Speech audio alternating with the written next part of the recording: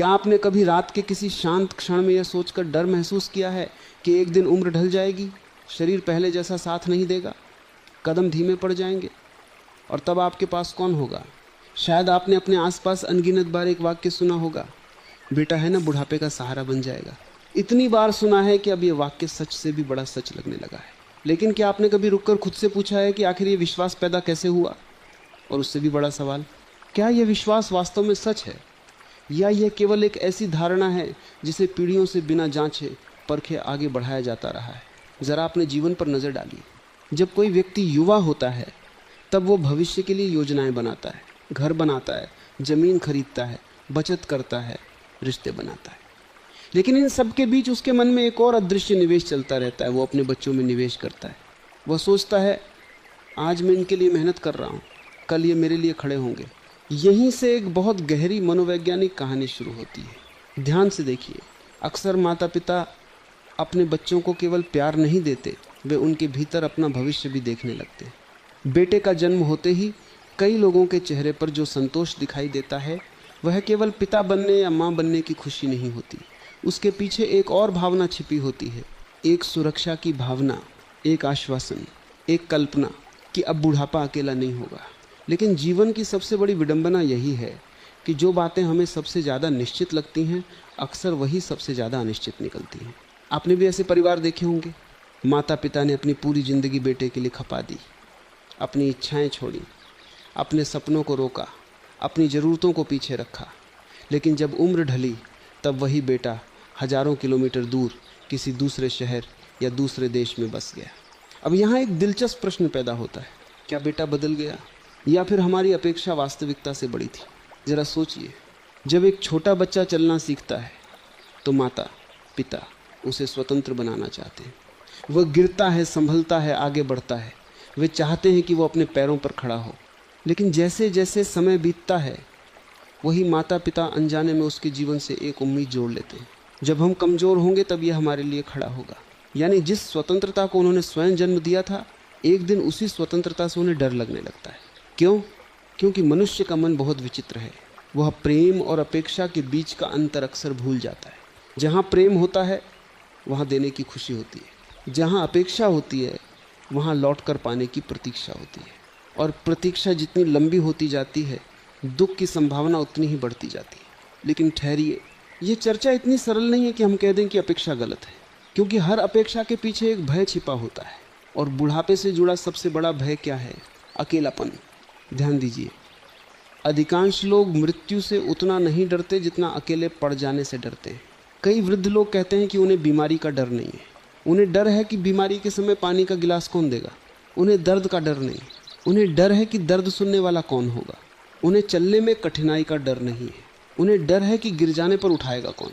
यहीं से सहारे की पूरी अवधारणा जन्म लेती है और धीरे धीरे समाज ने इस सहारे का चेहरा तय कर दिया, बेटा। लेकिन क्या सचमुच सहारे का कोई लिंग होता है? क्या सहारा केवल रिश्ते से आता है? क्या खून का रिश्ता ही सबसे बड़ा रिश्ता होता है, या फिर जीवन कहीं अधिक जटिल है? कभी एक बेटा घर में रहकर भी बहुत दूर होता है, और कभी कोई दूर रहने वाला व्यक्ति दिल से इतना पास होता है कि वो परिवार से भी बड़ा सहारा बन जाता है। ये बात सुनने में असहज लग सकती है, क्योंकि ये उस विश्वास को चुनौती देती है जिसके ऊपर न जाने कितनी पीढ़ियों ने अपनी मानसिक सुरक्षा खड़ी की है। लेकिन जीवन को समझने का पहला कदम यही है कि हम उन बातों पर प्रश्न करें जिन्हें हमने बिना सोचे स्वीकार कर लिया है। एक वृद्ध व्यक्ति की कहानी है। उन्होंने पूरी ज़िंदगी यही सोचकर मेहनत की कि उनका बेटा उनके बुढ़ापे की लाठी बनेगा। उन्होंने अपने लिए बहुत कम बचाया, अपने शौक़ त्याग दिए, दोस्तों से दूरी बना ली, सामाजिक जीवन सीमित कर दिया है। उनकी पूरी दुनिया धीरे धीरे केवल एक व्यक्ति के इर्द गिर्द सिमटती गई। बेटा, साल गुजरते गए, बेटा बड़ा हुआ, सफल हुआ, और फिर अपने जीवन की जिम्मेदारियों में इतना व्यस्त हो गया कि पिता की कल्पना और बेटे की वास्तविकता के बीच एक लंबी दूरी पैदा हो गई। अब यहाँ सबसे दुखद बात क्या थी? बेटे का दूर होना नहीं, सबसे दुखद बात यह थी कि उस वृद्ध व्यक्ति ने अपने जीवन के सारे सहारे एक ही खंभे पर टिका कर रख दिए थे, और जब वो खंभा उनकी कल्पना के अनुसार मजबूत नहीं निकला तब पूरी मानसिक दुनिया हिल गई। अब ज़रा अपने जीवन की ओर लौटिए। क्या कहीं ऐसा तो नहीं कि आपने भी अपने मन के भीतर कोई अदृश्य खंभा खड़ा कर रखा है? क्या कहीं ऐसा तो नहीं कि आप भी भविष्य की सुरक्षा को किसी एक व्यक्ति से जोड़कर देख रहे हैं, और यदि वह व्यक्ति आपकी उम्मीदों के अनुसार न चला तो, यदि उसके जीवन की दिशा आपकी कल्पना से अलग निकली तो, यदि उसने आपको छोड़ने का निर्णय नहीं लिया फिर भी परिस्थितियां उसे दूर ले गई तो, तब क्या होगा? यहीं से एक और गहरा प्रश्न जन्म लेता है। शायद बुढ़ापे का सबसे बड़ा संकट शरीर की कमजोरी नहीं होता, शायद सबसे बड़ा संकट उन कल्पनाओं का टूटना होता है जिन पर हमने अपनी पूरी भावनात्मक दुनिया खड़ी कर रखी होती है। और यही वो जगह है जहां हमें ये समझना शुरू करना होगा कि सहारा वास्तव में क्या है। क्योंकि हो सकता है कि जिस चीज़ को हम जीवन भर सहारा समझते रहे उसका अर्थ कुछ और ही हो। क्योंकि हो सकता है कि जिस चीज़ को हम जीवन भर सहारा समझते रहे उसका अर्थ कुछ और ही हो। जरा गौर कीजिए, जब कोई व्यक्ति कहता है मेरा बेटा मेरा सहारा है, तो वो वास्तव में क्या कह रहा होता है? क्या वह केवल ये कह रहा है कि कोई उसके लिए दवा लेकर आएगा, कोई अस्पताल ले जाएगा, कोई आर्थिक सहायता करेगा, या फिर इसके पीछे कुछ और गहरा छिपा है? मनुष्य केवल रोटी, कपड़ा और दवा से नहीं जीता। उसे ये एहसास भी चाहिए होता है कि वह किसी के लिए महत्वपूर्ण है। उसे यह महसूस होना चाहिए कि उसकी उपस्थिति अभी भी किसी के जीवन में मायने रखती है। और शायद यही कारण है कि बहुत से बुजुर्गों को सबसे ज़्यादा पीड़ा तब होती है जब उनकी बातों को अनसुना कर दिया जाता है। ध्यान से देखिए, कई बार बेटा घर में मौजूद होता है, सारी सुविधाएं मौजूद होती हैं, अच्छा घर होता है, अच्छा भोजन होता है, दवाइयों की कमी नहीं होती, लेकिन फिर भी माता पिता के भीतर एक खालीपन बना रहता है। क्यों? क्योंकि शरीर की ज़रूरतें पूरी हो रही होती हैं, लेकिन मन की ज़रूरतें अधूरी रह जाती हैं। वो चाहते हैं कि कोई उनकी बात सुने, उनके अनुभवों को महत्व दे, उनके अस्तित्व को स्वीकार करे, उनकी आंखों में देखकर कहे कि आप अभी भी हमारे लिए महत्वपूर्ण हैं। यहीं पर एक बहुत बड़ा भ्रम टूटने लगता है। सहारा केवल शारीरिक नहीं होता, सहारा भावनात्मक भी होता है, सहारा मानसिक भी होता है, सहारा आध्यात्मिक भी होता है। और कई बार सबसे बड़ी विडंबना ये होती है कि लोग पूरी ज़िंदगी शारीरिक सहारे की तैयारी करते रहते हैं, लेकिन भावनात्मक सहारे की नहीं। उन्होंने बैंक बैलेंस बनाया, मकान बनाया, ज़मीन बनाई, लेकिन ऐसे रिश्ते नहीं बनाए जिनमें आत्मीयता जीवित रहे। उन्होंने बच्चों का भविष्य बनाया, लेकिन अपना वर्तमान जीना भूल गए। उन्होंने परिवार को समय दिया, लेकिन स्वयं को जानने का समय नहीं दिया। और फिर जब उम्र ढलती है तब अचानक उन्हें महसूस होता है कि उनके पास लोग तो हैं, लेकिन भीतर एक अजीब अकेलापन भी है। क्या आपने कभी सोचा है कि ऐसा क्यों होता है? क्योंकि अकेलापन लोगों की कमी से नहीं आता। अकेलापन अक्सर स्वयं से दूरी के कारण पैदा होता है। ये बात पहली बार सुनने पर अजीब लग सकती है, लेकिन ज़रा याद कीजिए, कई लोग भीड़ में भी अकेले महसूस करते हैं और कई लोग अकेले होकर भी शांत और संतुष्ट रहते हैं। अंतर कहाँ है? अंतर भीतर है। अंतर उस संबंध में है जो व्यक्ति ने स्वयं के साथ बनाया है। लेकिन समाज ने हमें बचपन से क्या सिखाया कि तुम्हारी खुशी बाहर है, तुम्हारी सुरक्षा बाहर है, तुम्हारी पहचान बाहर है, तुम्हारा सहारा बाहर है। और जब कोई बात हजारों बार दोहराई जाती है तो वह सत्य जैसी लगने लगती है। इसीलिए अधिकांश लोग अपने जीवन की पूरी संरचना बाहरी सहारों पर खड़ी कर लेते हैं। कोई धन को सहारा मानता है, कोई पद को, कोई रिश्तों को, और कोई बेटे को। लेकिन जीवन बार बार एक ही शिक्षा देता है, जिस चीज़ को तुम स्थायी मानते हो वही सबसे पहले बदल जाती है। बच्चा छोटा था, बड़ा हो गया। जो घर कभी हंसी से भरा रहता था वह खाली हो गया। जो लोग हर दिन साथ बैठते थे वे अपनी अपनी दुनियाओं में खो गए। जो शरीर कभी पहाड़ जैसा मजबूत था वो धीरे धीरे थकने लगा। सब बदल गया। और यदि सब बदल रहा है तो फिर हम किस आधार पर ये मान लेते हैं कि कोई एक व्यक्ति जीवन भर हमारे लिए वैसा ही रहेगा जैसा हम चाहते हैं? यही प्रश्न असुविधाजनक है, यही प्रश्न बेचैन करता है, क्योंकि ये हमारी सबसे पुरानी मान्यताओं को छूता है। लेकिन जीवन की गहराई में उतरने के लिए इन प्रश्नों से भागा नहीं जा सकता। एक और बात पर ध्यान दीजिए, बहुत से माता पिता कहते हैं हमने बच्चों के लिए इतना किया, बदले में हमें क्या मिला। ये वाक्य सुनने में बिल्कुल स्वाभाविक लगता है, लेकिन इसके भीतर छिपा हुआ मनोविज्ञान बहुत गहरा है। जब भी मन हमने इतना किया गिनाना शुरू करता है, वहाँ कहीं ना कहीं लेन देन की भावना प्रवेश कर चुकी होती है। हो सकता है व्यक्ति स्वयं इसे स्वीकार न करे, हो सकता है वो इसे प्रेम का नाम दे, लेकिन भीतर कहीं एक अदृश्य हिसाब किताब चल रहा होता है। मैंने इतना दिया, मुझे इतना मिलना चाहिए। मैंने इतना त्याग किया, मुझे इतना सम्मान मिलना चाहिए। मैंने इतना सहारा दिया, अब मुझे सहारा मिलना चाहिए। और यहीं से दुख का बीज जन्म लेता है, क्योंकि जीवन कोई व्यापार नहीं है, रिश्ते कोई अनुबंध नहीं है, और बच्चे कोई भविष्य निधि नहीं है। ये सुनकर कुछ लोगों को कठोर लग सकता है, लेकिन जरा शांत होकर सोचिए, क्या किसी बच्चे ने जन्म लेते समय ये वादा किया था कि वह आपके बुढ़ापे का सहारा बनेगा?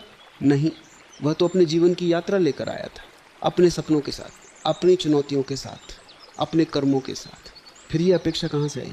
और यदि यह अपेक्षा हमारी अपनी बनाई हुई है तो क्या संभव है कि हमारी पीड़ा का एक हिस्सा भी उसी अपेक्षा से पैदा हो रहा हो? यहीं से चर्चा और भी गहरी हो जाती है, क्योंकि अब सवाल बेटे का नहीं रह जाता, अब सवाल हमारे मन का हो जाता है। हम आखिर सहारा क्यों खोजते हैं? हमें भविष्य का इतना भय क्यों है? हम अकेले पड़ जाने से इतना डरते क्यों हैं? और सबसे महत्वपूर्ण बात, क्या यह संभव है कि जिस दिन मनुष्य अपने भीतर के इस भय को समझ लेता है उसी दिन सहारे का पूरा अर्थ बदलने लगता है? लेकिन उस भय की जड़ कहाँ है? वह केवल बुढ़ापे में पैदा नहीं होती, उसकी शुरुआत तो बहुत पहले हो चुकी होती है। शायद तब से जब हम पहली बार अपने अस्तित्व को किसी दूसरे के सहारे से जोड़ना सीखते हैं, उसकी शुरुआत तो बहुत पहले हो चुकी होती है। शायद तब से जब हम पहली बार अपने अस्तित्व को किसी दूसरे के सहारे से जोड़ना सीखते हैं। एक छोटे बच्चे को देखिए, जब वो जन्म लेता है तब उसका पूरा संसार किसी और पर निर्भर होता है। उसे भूख लगे तो कोई और खिलाता है, उसे डर लगे तो कोई और संभालता है, उसे चलना हो तो कोई उंगली पकड़ाता है। धीरे धीरे उसके मन में एक गहरा संस्कार बनता है, सुरक्षा बाहर है। और यही संस्कार उम्र के साथ केवल अपना रूप बदलता रहता है। बचपन में माता पिता सुरक्षा बन जाते हैं, युवावस्था में मित्र, साथी, समाज या पैसा सुरक्षा बन जाता है, और वृद्धावस्था में अक्सर संतान सुरक्षा का प्रतीक बन जाती है। ध्यान दीजिए, वस्तुएं बदलती रहती हैं लेकिन मन का पैटर्न वही रहता है। मन हमेशा किसी न किसी सहारे को पकड़ना चाहता है। क्यों? क्योंकि उसे अनिश्चितता से डर लगता है। उसे यह स्वीकार करने में कठिनाई होती है कि जीवन पूरी तरह हमारे नियंत्रण में नहीं है। और यही वह सत्य है जिससे अधिकांश लोग जीवन भर बचते रहते हैं। एक बार एक वृद्ध व्यक्ति ने कहा था, मुझे अपने बेटे से शिकायत नहीं है। ये सुनकर सामने वाला व्यक्ति चौंक गया, क्योंकि वर्षों से वो जानते थे कि बेटा मुश्किल से महीने में एक बार फ़ोन करता है, मुलाकातें भी बहुत कम होती थी। फिर भी वृद्ध व्यक्ति ने कहा, शिकायत बेटे से नहीं है, शिकायत अपनी सोच से है। ये बहुत असामान्य उत्तर था। उन्होंने आगे कहा, मैंने अपने मन में एक तस्वीर बना ली थी। मुझे लगता था कि एक दिन मेरा बेटा मेरे पास बैठेगा, मेरी बातें सुनेगा, मेरे साथ समय बिताएगा, लेकिन वो तस्वीर मेरी थी, उसकी नहीं। अब जरा रुककर इस बात को महसूस कीजिए। जीवन में हमारा अधिकांश दुख वास्तविकता से नहीं बल्कि उस कल्पना से पैदा होता है जिसे हम वास्तविकता मान बैठे होते हैं। हम लोगों को नहीं देखते, हम उनके बारे में बनाई हुई अपनी तस्वीरों को देखते हैं। हम बच्चों को नहीं देखते, हम अपने सपनों का विस्तार देखते हैं। हम रिश्तों को नहीं देखते, हम उनसे जुड़ी उम्मीदों को देखते हैं। और जब वास्तविक जीवन उन उम्मीदों से मेल नहीं खाता तब हमें लगता है कि दुनिया बदल गई है, जबकि कई बार दुनिया नहीं बदलती, केवल हमारी कल्पना टूटती है। और कल्पनाएं जब टूटती हैं तब दर्द बहुत गहरा होता है, क्योंकि कल्पनाओं में केवल विचार नहीं होते, उनमें वर्षों का भावनात्मक निवेश होता है, सैकड़ों त्याग होते हैं, हजारों उम्मीदें होती हैं, अनगिनत रातों की मेहनत होती है। इसलिए जब कोई माता पिता कहते हैं कि उन्हें बेटे से दुख मिला है, तो कई बार दुख केवल बेटे के व्यवहार से नहीं आता, दुख उस कहानी के टूटने से आता है जो उन्होंने वर्षों तक अपने भीतर संजो कर रखी थी। अब यहाँ एक और महत्वपूर्ण बात समझनी होगी, क्या हर बेटा अपने माता पिता का सहारा नहीं बनता? नहीं, ऐसा कहना भी गलत होगा। दुनिया में अनगिनत बेटे हैं जो अपने माता पिता के लिए सब कुछ करते हैं, उनकी सेवा करते हैं, उनकी देखभाल करते हैं, उनकी खुशी का ध्यान रखते हैं। लेकिन यहाँ प्रश्न किसी एक बेटे या किसी एक परिवार का नहीं है, प्रश्न उस मानसिकता का है जिसमें हम सहारे को एक निश्चित परिणाम मान लेते हैं। यही भूल शुरू होती है, क्योंकि जीवन संभावना देता है, गारंटी नहीं। आप बीज बो सकते हैं लेकिन फल की गारंटी नहीं कर सकते। आप प्रेम दे सकते हैं लेकिन बदले में वैसा ही प्रेम मिलेगा, इसकी गारंटी नहीं कर सकते। आप बच्चों को अच्छे संस्कार दे सकते हैं लेकिन उनका जीवन किस दिशा में जाएगा इसकी गारंटी नहीं कर सकते। फिर भी मन गारंटी चाहता है, मन कहता है कुछ तो ऐसा हो जो निश्चित हो। लेकिन क्या आपने कभी गौर किया है कि जीवन बार बार हमें अनिश्चितता का पाठ पढ़ाता है? किसी का व्यवसाय अचानक बदल जाता है, किसी का स्वास्थ्य अचानक बदल जाता है, किसी का रिश्ता अचानक बदल जाता है, किसी का पूरा जीवन कुछ वर्षों में वैसा नहीं रहता जैसा पहले था। फिर भी हम एक बात को लेकर निश्चित रहना चाहते हैं कि हमारा भविष्य वैसा ही होगा जैसा हमने सोचा है। यही संघर्ष पैदा होता है, और यही संघर्ष वृद्धावस्था में सबसे अधिक दिखाई देता है, क्योंकि उस समय मनुष्य के पास समय बहुत होता है, सोचने के लिए समय, याद करने के लिए समय, तुलना करने के लिए समय, और कभी कभी पछताने के लिए भी समय वो बैठकर अपने जीवन को देखता है और फिर एक प्रश्न धीरे धीरे उसके भीतर उठने लगता है, क्या मैंने सचमुच जीवन जिया था या मैं केवल भविष्य के सहारे की तैयारी करता रहा। ये प्रश्न साधारण नहीं है, क्योंकि बहुत से लोग अपना पूरा वर्तमान उस भविष्य के लिए बलिदान कर देते हैं जो कभी उनके अनुसार आता ही नहीं।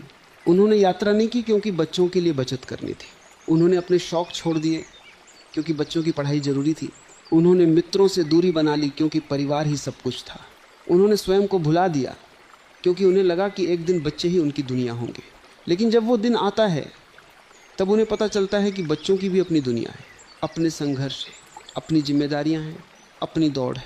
और तब पहली बार उन्हें अपने भीतर एक खाली कमरा दिखाई देता है, एक ऐसा कमरा जिसे उन्होंने वर्षों से खोला ही नहीं था। वो कमरा उनका अपना था, उनकी अपनी पहचान का, उनकी अपनी चेतना का, उनकी अपनी आंतरिक शक्ति का। और शायद सबसे बड़ा प्रश्न यही है, यदि किसी व्यक्ति ने पूरी ज़िंदगी अपने भीतर के उस कमरे को बंद रखा हो, यदि उसने स्वयं से रिश्ता बनाने के बजाय केवल बाहरी रिश्तों पर भरोसा किया हो, तो क्या केवल बेटा, बेटी, परिवार या कोई भी दूसरा व्यक्ति उस खालीपन को भर सकता है? या फिर उस खालीपन की प्रकृति ही कुछ और है? और उसे समझे बिना हम सहारे की पूरी चर्चा को कभी समझ ही नहीं सकते, और उसे समझे बिना हम सहारे की पूरी चर्चा को कभी समझ ही नहीं सकते। जरा एक दृश्य की कल्पना कीजिए, एक वृद्ध व्यक्ति अपने घर की बालकनी में बैठा है, सामने सड़क पर लोगों की भीड़ है, गाड़ियां आ जा रही हैं, दुनिया अपनी गति से चल रही है, लेकिन उसके भीतर समय जैसे धीमा पड़ गया है। वह बार बार फ़ोन की ओर देखता है, शायद बेटे का फ़ोन आए, शायद कोई संदेश आए, शायद कोई पूछे कि आप कैसे हैं। और जब घंटों बीत जाते हैं तब उसके भीतर एक अजीब सी चुप्पी उतरने लगती है। अब यहाँ एक बात बहुत ध्यान देने की है, दर्द केवल फ़ोन ना आने का नहीं है, दर्द उस एहसास का है कि शायद अब मैं किसी की प्राथमिकता नहीं हूँ। और मनुष्य के लिए यह एहसास बहुत भारी होता है, क्योंकि पूरी ज़िंदगी उसने स्वयं को किसी न किसी भूमिका में देखा होता है, किसी का पिता, किसी का पति, किसी का कमाने वाला, किसी का मार्गदर्शक, किसी का संरक्षक। लेकिन जैसे जैसे उम्र बढ़ती है ये भूमिकाएं धीरे धीरे कम होने लगती हैं, और तब पहली बार व्यक्ति का सामना स्वयं से होता है। अब वो कौन है? यदि उससे उसकी भूमिका छीन ली जाए तो, यदि उससे उसकी पहचान छीन ली जाए तो, यदि उससे उसका महत्व छीन लिया जाए तो क्या बचता है? यहीं से आध्यात्मिक यात्रा का वास्तविक द्वार खुलता है। लेकिन अधिकांश लोग उस द्वार तक पहुंचकर वापस लौट जाते हैं, क्योंकि उन्होंने पूरी ज़िंदगी बाहर की दुनिया को समझने में बिताई होती है, भीतर की दुनिया को नहीं। उन्होंने लोगों को पढ़ा होता है, स्वयं को नहीं। उन्होंने रिश्तों को संभाला होता है, अपने मन को नहीं। और यही कारण है कि वृद्धावस्था कई लोगों के लिए केवल उम्र का पड़ाव नहीं बनती, वो एक दर्पण बन जाती है। एक ऐसा दर्पण जिसमें व्यक्ति पहली बार अपनी पूरी ज़िंदगी को साफ साफ देखता है। वो देखता है कि उसने कहाँ प्रेम किया था और कहाँ अपेक्षा पाल ली थी। वो देखता है कि कहाँ त्याग था और कहाँ छिपा हुआ सौदा था। वह देखता है कि कहाँ स्नेह था और कहाँ भविष्य की सुरक्षा पाने की इच्छा थी। और ये देखना आसान नहीं होता, क्योंकि मन स्वयं के बारे में सच सुनना पसंद नहीं करता। मन हमेशा ये मानना चाहता है कि गलती बाहर है, बेटा बदल गया, समाज बदल गया, समय बदल गया, नई पीढ़ी बदल गई। लेकिन कभी कभी जीवन धीरे से पूछता है, क्या केवल वही बदले हैं या कुछ भ्रम भी टूटे हैं? यही प्रश्न भीतर बेचैनी पैदा करता है, क्योंकि यदि समस्या केवल बाहर होती तो समाधान भी बाहर मिल जाता। लेकिन यदि समस्या का एक हिस्सा भीतर है तो फिर यात्रा की दिशा बदलनी पड़ती है। और यही वो मोड़ है जहाँ बहुत कम लोग पहुँच पाते हैं। आपने देखा होगा, दो बुजुर्ग एक जैसी परिस्थितियों में रहते हैं, दोनों के बेटे दूर हैं, दोनों अकेले हैं, दोनों की उम्र लगभग समान है, लेकिन एक व्यक्ति दुख में डूबा रहता है, दूसरा शांत रहता है। ऐसा क्यों? क्या परिस्थितियाँ अलग हैं? नहीं, अक्सर अंतर परिस्थितियों में नहीं होता, अंतर उनके भीतर होता है।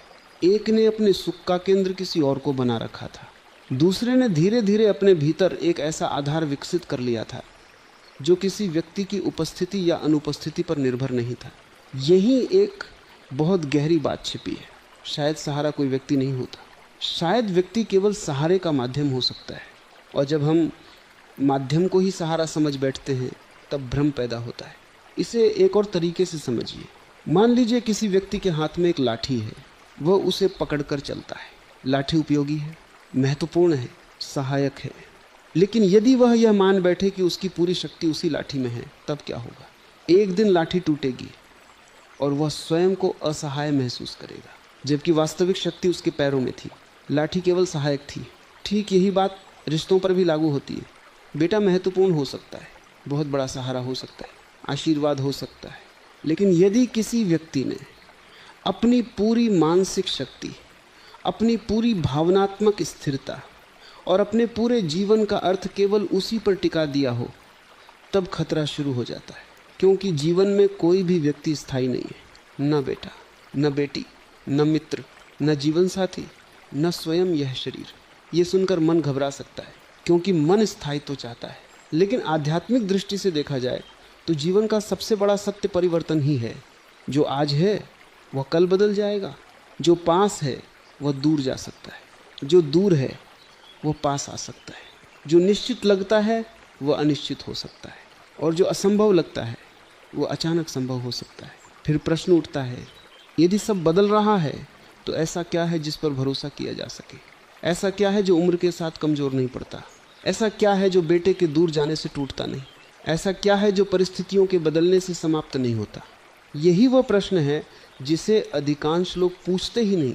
वे पूरी ज़िंदगी सहारे खोजते रहते हैं, लेकिन ये नहीं पूछते कि सहारे की ज़रूरत आखिर इतनी तीव्र क्यों है। क्या यह केवल शरीर की कमजोरी के कारण है, या इसके पीछे कोई और गहरी प्यास छिपी हुई है? एक ऐसी प्यास जिसे हम रिश्तों, अपेक्षाओं और भविष्य की योजनाओं से भरने की कोशिश करते रहते हैं, लेकिन जो बार बार अधूरी रह जाती है। और जब तक उस प्यास की प्रकृति को समझा नहीं जाता, तब तक व्यक्ति चाहे 10 बेटों से घिरा हो या बिल्कुल अकेला हो, उसके भीतर का खालीपन समाप्त नहीं होता। क्योंकि उस खालीपन का संबंध लोगों की संख्या से नहीं, बल्कि चेतना की अवस्था से होता है। और यहीं से हमें उस मूल प्रश्न के और करीब जाना होगा, जिसे सुनते ही बहुत से लोग असहज हो जाते हैं। क्या सच में हमें बेटे का सहारा चाहिए होता है, या हमें किसी और चीज़ की तलाश होती है जिसे हम जीवन भर बेटे के नाम से पुकारते रहते हैं? या हमें किसी और चीज़ की तलाश होती है जिसे हम जीवन भर बेटे के नाम से पुकारते रहते हैं? ये प्रश्न जितना सरल सुनाई देता है उतना है नहीं। क्योंकि यदि आप इसके भीतर उतरना शुरू करेंगे तो पाएंगे कि बात केवल बेटे की नहीं है। बात उस खालीपन की है जिसे मनुष्य जन्म से लेकर मृत्यु तक भरने की कोशिश करता रहता है। कभी धन से, कभी प्रसिद्धि से, कभी रिश्तों से, कभी बच्चों से, और कभी धर्म के नाम पर भी। लेकिन क्या आपने ध्यान दिया है कि जिस व्यक्ति के पास बहुत धन होता है वो भी असुरक्षित हो सकता है? जिसके पास बड़ा परिवार होता है वो भी अकेला महसूस कर सकता है। जिसके कई बच्चे होते हैं वह भी उपेक्षित महसूस कर सकता है। ऐसा क्यों? क्योंकि समस्या बाहर की वस्तुओं की कमी नहीं है, समस्या भीतर की उस भूख की है जिसका नाम हम ठीक से जानते ही नहीं। एक वृद्ध महिला ने एक बार कहा था, मेरे 3 बेटे हैं लेकिन फिर भी मैं अकेली हूँ। जब लोगों ने यह सुना तो उन्हें आश्चर्य हुआ। 3 बेटे, बड़ा परिवार, सभी आर्थिक रूप से सक्षम, फिर अकेलापन क्यों? कुछ देर बाद उन्होंने जो बात कही वो बहुत गहरी थी। उन्होंने कहा, मुझे उनकी ज़रूरत नहीं है, मुझे केवल यह महसूस करना है कि मैं उनके जीवन में बोझ नहीं हूँ। देखिए, यहाँ दर्द का कारण सहायता की कमी नहीं था, दर्द का कारण महत्व खोने का भय था। और ये भय केवल वृद्धावस्था का नहीं है, ये भय तो युवा अवस्था में भी मौजूद रहता है, बस उसका रूप अलग होता है। एक युवा चाहता है कि लोग उसे स्वीकार करें, एक वयस्क चाहता है कि लोग उसका सम्मान करें, एक वृद्ध चाहता है कि लोग उसे भूलें नहीं। लेकिन मूल इच्छा एक ही रहती है, मैं महत्वपूर्ण हूँ, मेरा अस्तित्व मायने रखता है। और जब ये भावना कमज़ोर पड़ती है तब मन बेचैन होने लगता है। अब ज़रा गहराई से सोचिए, यदि किसी व्यक्ति का पूरा आत्ममूल्य इस बात पर टिका हो कि दूसरे उसके बारे में क्या सोचते हैं, तो उसका जीवन कैसा होगा? वो हमेशा डर में रहेगा, कभी उपेक्षा का डर, कभी अस्वीकृति का डर, कभी अकेले रह जाने का डर, कभी भुला दिए जाने का डर। और यही डर धीरे धीरे उसे किसी सहारे की तलाश में ढकेलता है। वो कहता है, मेरा बेटा है इसलिए मैं सुरक्षित हूँ। लेकिन क्या सुरक्षा वास्तव में वहाँ है? मान लीजिए बेटा हर दिन फ़ोन करता है, हर महीने मिलने आता है, हर ज़रूरत पूरी करता है, फिर भी क्या ये गारंटी है कि मन पूरी तरह निश्चिंत हो जाएगा? नहीं, क्योंकि मन का स्वभाव ही कुछ और है। जिसे वो पा लेता है उसके खो जाने का डर शुरू हो जाता है। यही कारण है कि बाहरी सहारे कभी पूर्ण शांति नहीं दे पाते। वे सुविधा दे सकते हैं, सुरक्षा का अनुभव दे सकते हैं, सहयोग दे सकते हैं, लेकिन भीतर की अंतिम शांति नहीं दे सकते। और शायद इसी वजह से हम देखते हैं कि कुछ लोग सब कुछ होने के बाद भी बेचैन रहते हैं, जबकि कुछ लोग बहुत सीमित परिस्थितियों में भी शांत दिखाई देते हैं। एक गांव में रहने वाले वृद्ध किसान को लोग अक्सर देखते थे। उनका बेटा शहर में रहता था, महीनों तक मुलाकात नहीं होती थी, फ़ोन भी कम आता था, फिर भी उनके चेहरे पर एक अजीब स्थिरता रहती थी। एक दिन किसी ने उनसे पूछा, आपको अकेलापन नहीं लगता? उन्होंने मुस्कुराकर कहा, अकेलापन तब लगता है जब आदमी खुद से दूर हो जाए। सुनने में ये एक साधारण वाक्य लगता है, लेकिन यदि इसे समझ लिया जाए तो पूरी दृष्टि बदल सकती है। क्योंकि अधिकांश लोग स्वयं से भागते रहते हैं। जब तक परिवार है वे परिवार में खोए रहते हैं, जब तक काम है काम में खोए रहते हैं, जब तक जिम्मेदारियां हैं जिम्मेदारियों में खोए रहते हैं।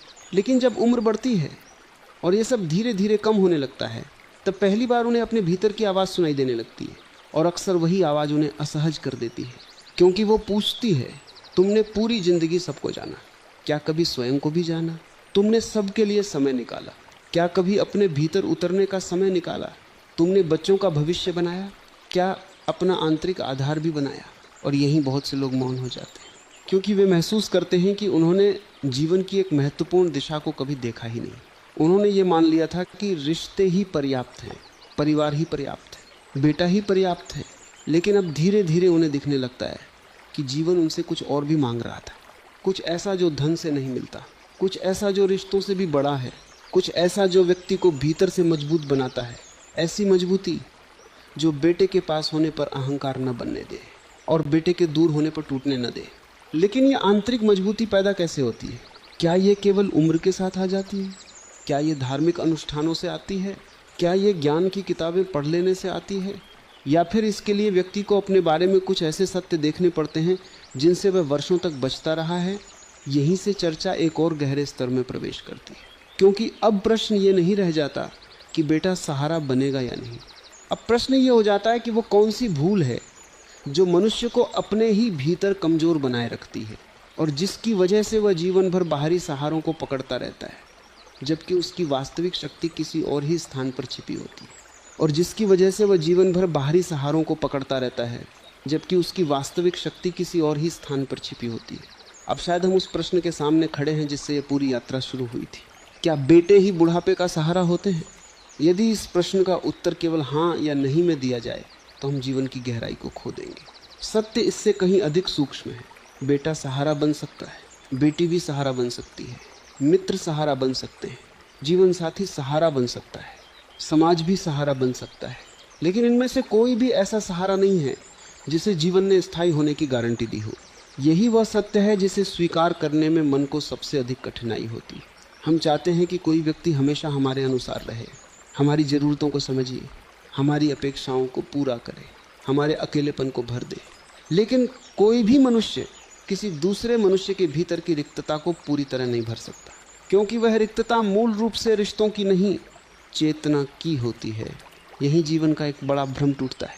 हम सोचते हैं कि हमें सहारे की आवश्यकता है, लेकिन वास्तव में हमें भीतर स्थिर होने की आवश्यकता है। जब भीतर स्थिरता नहीं होती तब व्यक्ति 100 लोगों के बीच भी असुरक्षित रहता है, और जब भीतर स्थिरता आ जाती है तब सीमित साधनों में भी वह गरिमा और शांति के साथ जी सकता है। इसका अर्थ ये नहीं कि परिवार महत्वहीन है, इसका अर्थ ये नहीं कि बच्चों से प्रेम न किया जाए या उनसे कोई संबंध न रखा जाए। बिल्कुल नहीं। प्रेम जीवन की सबसे सुंदर शक्तियों में से एक है, लेकिन प्रेम और निर्भरता में अंतर है। प्रेम मुक्त करता है, निर्भरता बांधती है। प्रेम देता है, निर्भरता हिसाब रखती है। प्रेम आशीर्वाद बनता है, निर्भरता अपेक्षा बन जाती है। और जहाँ अपेक्षा बहुत गहरी हो जाती है वहाँ दुख का जन्म लगभग निश्चित हो जाता है। इसलिए शायद बुद्धिमानी ये नहीं कि हम अपने बच्चों से उम्मीद करना छोड़ दें। बुद्धिमानी यह है कि हम अपनी पूरी ज़िंदगी का भार केवल उन्हीं पर ना रख दें। उन्हें प्रेम दें, संस्कार दें, सम्मान दें, लेकिन साथ ही अपने भीतर भी एक ऐसा आधार बनाएं जो किसी व्यक्ति की उपस्थिति पर निर्भर न हो। मित्रता बनाए रखें, समाज से जुड़े रहें, अपने शौक जीवित रखें, सीखना बंद न करें, अपने शरीर का ध्यान रखें, और सबसे महत्वपूर्ण स्वयं के साथ संबंध बनाना सीखें। क्योंकि अंततः बुढ़ापे का सबसे बड़ा सहारा केवल वह व्यक्ति नहीं होता जो आपके पास बैठा है। सबसे बड़ा सहारा वो मन होता है जिसने जीवन को समझ लिया है। वह चेतना होती है जिसने स्वीकार कर लिया है कि परिवर्तन जीवन का नियम है। वह हृदय होता है जिसने प्रेम करना सीखा है, लेकिन पकड़ कर रखना नहीं। वह दृष्टि होती है जो बच्चों को अपनी संपत्ति नहीं बल्कि जीवन के यात्री के रूप में देखती है। और तब एक अद्भुत परिवर्तन होता है। बेटा पास हो तो कृतज्ञता होती है, दूर हो तो शिकायत नहीं होती। मदद मिले तो आनंद होता है, न मिले तो आत्मसम्मान बना रहता है, क्योंकि व्यक्ति जान चुका होता है कि उसका अस्तित्व किसी एक रिश्ते पर टिका नहीं है, वो भीतर से खड़ा है। और जो व्यक्ति भीतर से खड़ा हो जाता है उसके लिए दुनिया के सारे रिश्ते बोझ नहीं, वरदान बन जाते हैं। इसलिए यदि कोई पूछे कि बुढ़ापे का सहारा कौन है, तो शायद सबसे सच्चा उत्तर ये होगा, बेटे सहारा बन सकते हैं। और ये एक सुंदर बात है, लेकिन सबसे विश्वसनीय सहारा वह आंतरिक परिपक्वता है जिसे कोई छीन नहीं सकता। जिस दिन मनुष्य इस सत्य को समझ लेता है, उस दिन उसका भय कम होने लगता है, उसकी अपेक्षाएं हल्की होने लगती हैं, उसका प्रेम शुद्ध होने लगता है, और वो पहली बार ये अनुभव करता है कि जीवन का उद्देश्य केवल सहारा ढूंढना नहीं था, बल्कि स्वयं ऐसा बनना था कि परिस्थितियां बदलें, लोग बदलें, समय बदल जाए, फिर भी भीतर की शांति बनी रहे। यही समझ वृद्धावस्था को भय का समय नहीं बल्कि ज्ञान का समय बना सकती है। और शायद यही वो विरासत है जो किसी भी माता पिता की सबसे बड़ी संपत्ति बन सकती है, न केवल अपने बच्चों के लिए बल्कि स्वयं अपने जीवन के लिए भी।